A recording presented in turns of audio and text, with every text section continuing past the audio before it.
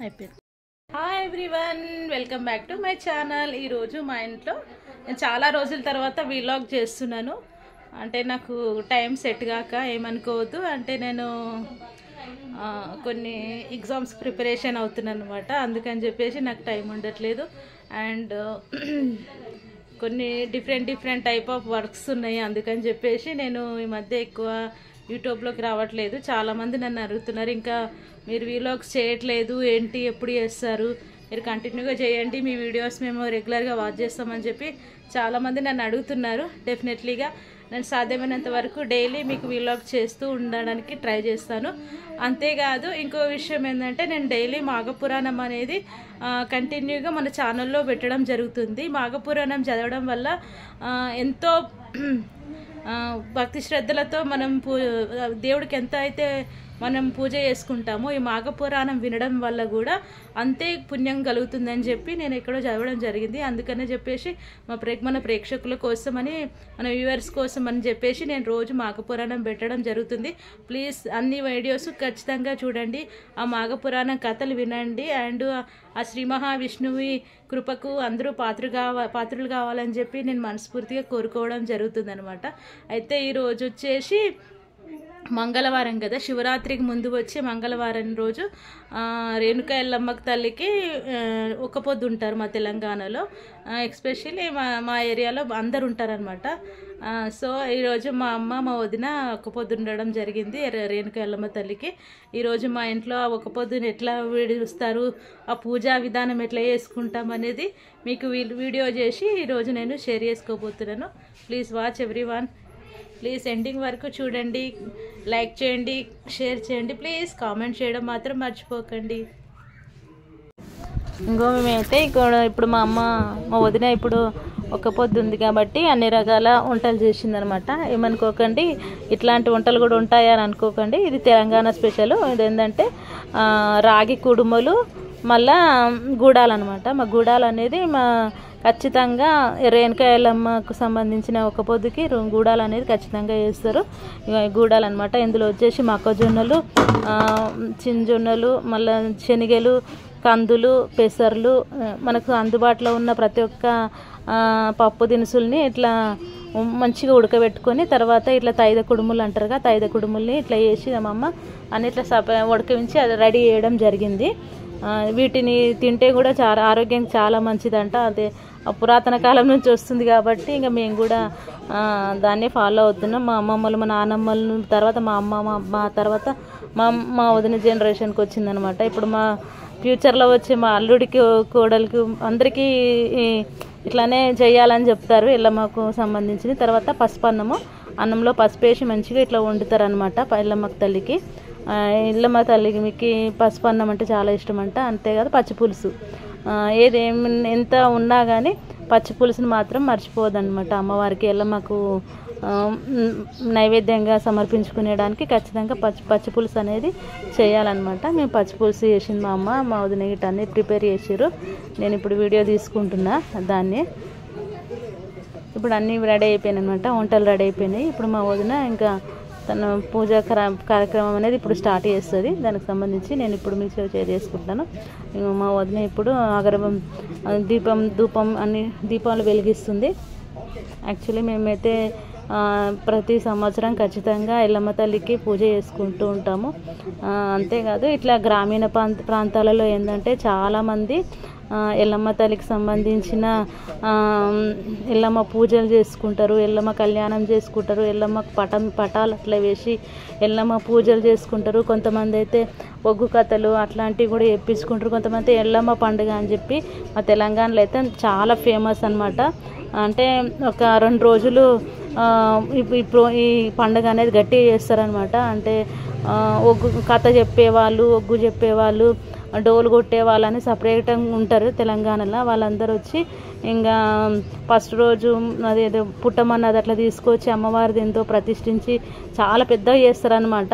ఇక్కడ ఎల్లమ్మకు సంబంధించిన పూజలు అయితే ప్రతి ఒక్క ఇంటికి ఎల్లమ్మ అంటే ఒక కులదేవత కాదు, ఒక గ్రామ దేవత అని కాదు, ఇంటి దేవతగా కొలుసుకుంటారు అనమాట ఎల్లమ్మ తల్లిని. అట్లాంటి గొప్ప తల్లి అయిన ఎల్లమ్మ తల్లిని మేము మా ఇంట్లో ఇట్లా ఒక ఎల్లమ్మ తల్లిది ఇట్లా పూజ చేసుకోవడం నాకైతే చాలా సంతోషం అనిపిస్తుంది. ఎందుకంటే మనము ఎలా బతికామా అన్నది కాదు, మన సంస్కృతి మన సాంప్రదాయాలను కూడా మనం కాపాడుకుంటూ ముందుకెళ్ళాలన్నదే నాకు ఇష్టం. నాకు నిజంగా చెప్పాలంటే నాకు మన హిందూ సాంప్రదాయం అంటే చాలా ఇష్టం. మనం ఉన్నా లేకున్నా ఎట్లున్నా కానీ మనకు ఆ దేవుడు కృపా కటాక్షాలు అనేవి ఖచ్చితంగా ఉండి తీరాలా ఉంటాయని చెప్పేసి నేనైతే గట్టిగా నమ్ముతూ ఉంటాను. ఇప్పుడైతే మా వదిన పూలతోటి దేవుడి పటాలకి అన్నిటికీ అలంకరిస్తుంది. నేనైతే పొద్దున పూజ చేసిన వీడియోది ఆల్రెడీ నేను మన మాఘ మహాపురాణంలో దానికి సంబంధించి వీడియో చేసి పెట్టడం జరిగింది. ఈరోజు మాఘమాస పురాణం అయితే చాలా అంటే చాలా బాగుంది. ఏంటంటే ఏకాదశి ఎలా ఆవిర్భవించింది అండ్ క్షీరసాగర మదనం ఎలా జరిగింది, ఆ సమయంలో దేవతలు దానవులు ఎలాగైతే పోటీ పడ్డారో, అప్పుడు మోహిని అవతారం వచ్చి ఎట్లయితే అమ్మవారు మోహిని అవతారంలో శ్రీ మహావిష్ణువు వచ్చి ఎలాగైతే అసురులను వేరే చేసి ఎట్లా చేసిండో దానికి సంబంధించిన కథ అంతా అందులో ఉంది. ప్లీజ్ మీరు ఆ వీడియో కూడా చూడొచ్చు. అంతేకాదు నాకు ఎక్కువ శాతం దేవుడు అంటే చాలా ఇష్టం. చాలామంది అంటుంటారు, నీవు ఎందుకు దేవుడు అంటే అంత ఇష్టం చూపిస్తావు అది ఇది అంటారు, కానీ నాకు తెలీదు. మనకు ఏదో ఒకటి అనేది ఇష్టం అనేది ఉంటుంది. ఆ ఇష్టాన్ని మనం అసలు మాటలో వ్యక్తపరచలేం. అట్లా నేను పెద్ద పెద్ద పూజలు, వ్రతాలు, యజ్ఞాలు, యాత్రలు అట్లాంటివి ఏం చేయకపోయినా కనీసం నా ఇంట్లో ఉన్న నా దేవుడి దగ్గరనే నేను నా ఉన్న క్షేత్రపాలకులందరూ అన్ని రకాల పుణ్యక్షేత్రాలన్నీ మా ఇంట్లోనే ఉన్నాయి అనుకొని నేను ఏ మాసానికి సంబంధించి ఆ మాసానికి పూజలన్నీ చేస్తూ ఉంటాను.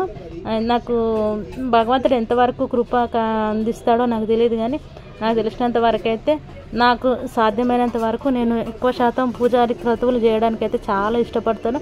నాకు ఒకవేళ భగవంతుడు అనేది శక్తి సామర్థ్యాన్ని ఇస్తే కనుక నేను ఫ్యూచర్లో కూడా పెద్ద పెద్ద యజ్ఞయాగాలు చేయాలన్నది నా మనసులో ఉన్న కోరిక.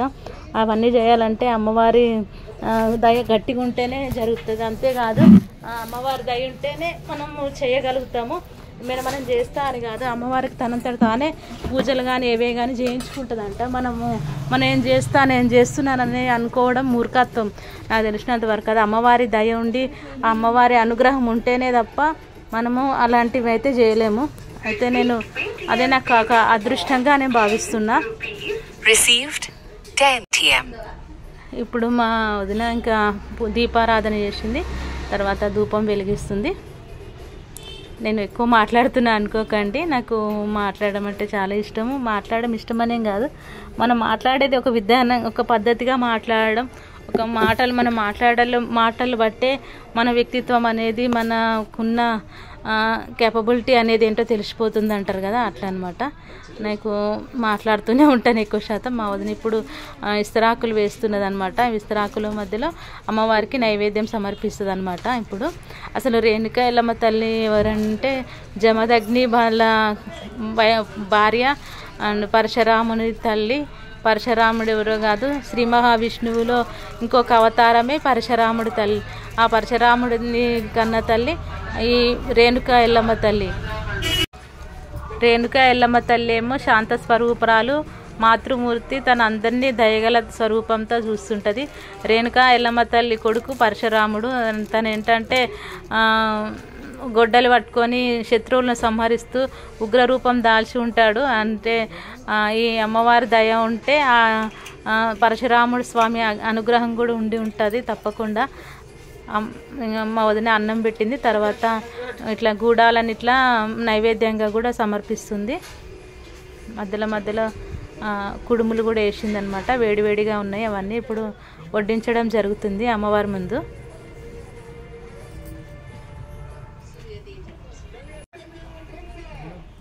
దీని తర్వాత అట్లాగే రేణుకా ఎల్లమ్మ తల్లికి పాములకి విడది అని అనుబంధం ఉంటుంది. పాము స్వరూపం కూడా ఎల్లమ్మ తల్లిగా కూడా భావిస్తుంటారు. నాగదేవత విగ్రహాలు ఎక్కడైతే ఉంటాయో అక్కడ ఖచ్చితంగా ఎల్లమ్మ తల్లి కూడా ఉంటుందని చెప్పేసి చాలామంది నాగదేవతలను కూడా ప్రతిష్ఠించి పూజిస్తారు. నాగదేవత కూడా ఎల్లమ్మ స్వరూపముగానే భావిస్తారనమాట. ఇట్లా తర్వాత అన్నీ వడ్డించుకున్న తర్వాత ప్రసాదాలు మోదన ఇప్పుడు శాఖకి సంబంధించినది చెంబు అనమాట. దానికి గంధం పసుపు కుంకుమలతోటి ఇట్లా అలంకరణ చేస్తుంది. దానిపైన యాపాకులు వేసిందనమాట. గుండి నిండా వాటర్ పెట్టి వాటి మీద యాపాకులు వేసి ఇంకా శాఖకు సంబంధించిందనమాట. ఇప్పుడు ఇవన్నీ తయారు చేసుకొని అన్ని పూజ అమ్మవారికి ఇట్లా నైవేద్యాన్ని సమర్పించిన తర్వాత ఇప్పుడు మా వదిన ఇంకా అన్ని రకాలుగా అన్నీ రెడీ చేసింది. ఇప్పుడు లాస్ట్గా ఎండింగ్ ఏంటంటే చక్కెరని ఇట్లా అమ్మవారికి నైవేద్యంలో ప్రసాదించింది అనమాట. ఇప్పుడు వీటన్నిటిని తీసి మనం మొక్కుతుంది కొబ్బరికాయ అట్లాంటివి కుట్టడం జరుగుతుందన్నమాట. ఇప్పుడు మనం ఏ పూజ చేసినా కూడా ఖచ్చితంగా కొబ్బరికాయ కొట్టాలంటారు. కొబ్బరికాయకి చాలా ప్రాముఖ్యత ఉంటుంది. కొబ్బరికాయ కుళ్ళిపోతే చెడు జరుగుతుందని, పువ్వు వస్తే మంచి జరుగుతుందని చెప్పి చాలామంది నమ్ముతుంటారు. అంటే మనకు మంచి జరిగేది చెడు జరిగేది కొబ్బరికాయ రూపంలో అమ్మవారు మనకు చూపిస్తుంది అని చెప్పేసి అంటుంటారు కదా. అట్లా అని చెప్పేసి ఇప్పుడు మా వదిన కొబ్బరికాయని కూడా ఇట్లా పైన అది దాన్ని పైన ఉన్నదంతా తీయడం జరిగింది అనమాట. ఇప్పుడు కొబ్బరికాయ కొడుతుంది మా వదిన. మా ఇంట్లో అయితే ఇంకా సంవత్సరం ఖచ్చితంగా ఇట్లా ఎల్లమ్మ తల్లికి పూజ చేసుకుంటాం. ఆ రోజంతా ఉపవాసం ఉండి సాయంత్రం టైంలో ఇట్లా అమ్మవారికి అన్ని దీప నైవేద్యాలు అట్లా హారతులు అట్లా సమర్పిస్తూ ఇట్లా నైవేద్యాలను అట్లా సమర్పించి తర్వాత కొబ్బరికాయలు శాఖ అట్లా పెట్టి అమ్మవారికి పూజ చేసుకుంటాం అన్నమాట. అంటే ఒక్కొక్క ప్రాంతంలో ఒక్కొక్క రకంగా చేస్తుంటారు. ఇక్కడ మా తెలంగాణ ప్రాంతంలో మాత్రం మేము ఎక్కువ శాతం ఎల్లమ్మ తల్లికి ఇట్లా చేస్తుంటాము. కొంతమంది ఏంటంటే అమ్మవారికి సంబంధించిన నాగప్రతిమలు అట్లా గోడలకి ఇట్లా గీస్తుంటారు. మాకు అట్లాంటి ఆచారాలు ఏమి లేవు. మేము జస్ట్ ఓన్లీ ఒక పొద్దుండి ఇట్లా అమ్మవారికి నైవేద్యాలు అట్లా సమర్పించుకుంటుంటాము.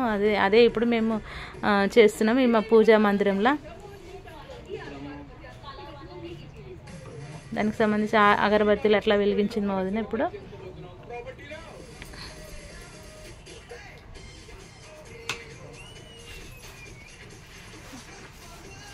అంటే ధూపం ఎట్లా అంటే గట్టిగా చాలా వరకు ఇట్లా పొగ వచ్చేలాగా వేస్తారు. ఒకప్పుడైతే మా అమ్మ అయితే ధూపం వేసేందంటే ఇల్లంతా ఇట్లా నిండిపోయేది. ఇప్పుడు అట్లాంటి ధూప్ స్టిక్స్ అట్లాంటివి పెద్దగా అందుబాటులో ఉండడం లేదు కాబట్టి అగరబత్తులనే ఇంకా మంచిగా చాలా వెలిగించి మంచి ధూపం వేయడం జరిగిందనమాట అమ్మవారికి. అసలు ధూపం ఎందుకు వేస్తారో తెలుసా? ధూపం వేయడం వల్ల మన ఇంట్లో ఉన్న నెగిటివ్ ఎనర్జీ అట్లాంటివంతా పోయి ఇట్లా పొగ వల్ల నెగిటివిటీ అంతా వెళ్ళిపోయి పాజిటివ్ వైబ్స్ అనేవి ఇంట్లోకి ప్రవేశిస్తాయి. అందుకనే చెప్పి ధూపం వేసినప్పుడు ఇంట్లో అంతా తిప్పుతూ ఉంటారు. దానివల్ల ఏమవుతుందంటే మన ఇంట్లో శుభ్రంగా ఉండడంతో పాటు సైంటిఫిక్గా చెప్పాలంటే దోమలు అట్లాంటివి ఉన్నా కూడా వెళ్ళిపోతాయని చెప్పేసి ధూపం వేస్తూ ఉంటారు. ఇది మన హిందూ సాంప్రదాయంలో ఎప్పటి నుంచో వస్తుంది. మన హిందూ సాంప్రదాయంలో ఒక్కొక్క క్రతువుకి ఒక్కొక్క రకమైన అర్థం అనేది ఖచ్చితంగా ఉంటుంది. అయితే దానికి సంబంధించి కూడా ఒకసారి నేను వీడియో అనేది మీకోసం ఖచ్చితంగా చేస్తాను తొందరలోనే. ఇప్పుడు మా ఇంట్లో మా అక్కనేమో నీళ్ళ సర్వతో శాఖ తీసుకువెళ్తుంది. మా వదినేమో ప్రసాదం తీసుకుపోతుంది బయటకి. మా ఇంటి గేటు బయట పూజ చేయడం జరుగుతుందనమాట. అంటే ఇట్లా గేటు బయట ఎందుకు చేస్తున్నారంటే ఇంటికి మా ఇంటిల్లి పాదుల్ని మంచిగా చూడమని చెప్పేసి, మా ఇల్లుని చల్లగా చూడమని చెప్పేసి అమ్మవారికి మనస్ఫూర్తిగా కోరుకోవడం జరుగుతుందనమాట. అయితే మా పొద్దున్నే ఇంకా అంతా ముగ్గులు కల్లాపులు అన్నీ అయిపోయినాయి. ఇప్పుడు సాయంత్రం అవుతుంది. ఇప్పుడు మా వదిన ఇంకా ఇంటికి అగరబత్తీలు ఇవన్నీ పెడుతుంది అనమాట గేట్కి. మా అమ్మ పొద్దున్నే అన్ని దుప్పట్లు అవి ఉతకడం వల్ల గేట్ మీద వేసింది, మర్చిపోయింది. ఇప్పుడు అన్నీ తీసుకొని ఇంట్లోకి వెళ్తుంది.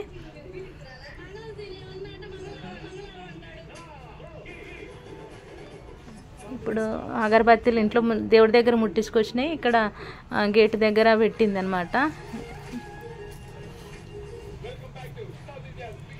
ఇప్పుడు పసుపు కుంకుమల్ని ఇంకా ఇక్కడ సైడు అక్కడ సైడు అట్లా వేస్తుంది. ఎందుకంటే పసుపు కుంకుమలు గడప దేవతకు పూజించాలి. కానీ ఇప్పుడు అందరికీ గేట్లు అవి ఉండడం వల్ల గేటు దగ్గరనే మేము చేయడం జరుగుతుంది.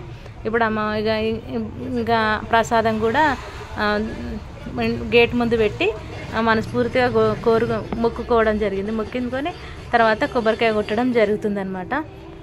ఇంటికి శాఖ పెట్టడం అంటారు ఇట్లా చేయడము. ఇట్లా కొబ్బరికాయ కొట్టిన తర్వాత ఇక్కడ కూడా ఒక కొబ్బరికాయ కొట్టుకొని ఆ కొబ్బరికాయ ముక్కలు ఇటు అటు సైడ్ అటు సైడ్ అట్లా పెట్టడం జరిగింది అనమాట. ఆ తర్వాత చెంబులో తీసుకొచ్చిన వాటర్ ఉన్నాయి కదా, అవిని ఇంటికి శాఖ పెడతారనమాట. ఇట్లా ఇది ఫ్రెండ్స్, ఇట్లా మా ఇంట్లో అయితే ఇట్లా ఎల్లమ్మకు సంబంధించిన ఒక పొద్దు పూజ అనేది ఇట్లా మేము చేసుకున్నాం అనమాట. ఇప్పుడు ఇంట్లోకి వచ్చి అందరం నైవేద్యం తీసుకుంటాం అనమాట. ఇట్లా జరిగింది మా ఇంట్లో అయితే ఎల్లమ్మకు సంబంధించిన ఒక పొద్దు. మీ ఇంట్లో ఎలా జరిగింది, ఏం జరిగింది నాకు కామెంట్ రూపంలో చెప్పండి. ఇప్పుడు మీ అందరికీ మరొకసారి ఎల్లమ్మ తల్లి అనుగ్రహం అందరికీ ఉండాలని చెప్పేసి నేను మనస్ఫూర్తిగా మరోసారి కోరుకుంటున్నాను ఫ్రెండ్స్. నా వీడియో నచ్చినట్టయితే లైక్ చేయండి, షేర్ చేయండి, కామెంట్ చేయడం మాత్రం మర్చిపోకండి ఫ్రెండ్స్. ఇప్పుడైతే నేనైతే ఇంకా ప్రసాదం తింటున్నాను, నాకు ఇష్టం అనమాట. ఇది గుడాలని చెప్పినాక కళ్ళకి అద్దుకొని తింటున్నాను అనమాట. ఇట్లా జరిగింది మా ఇంట్లో ఫ్రెండ్స్.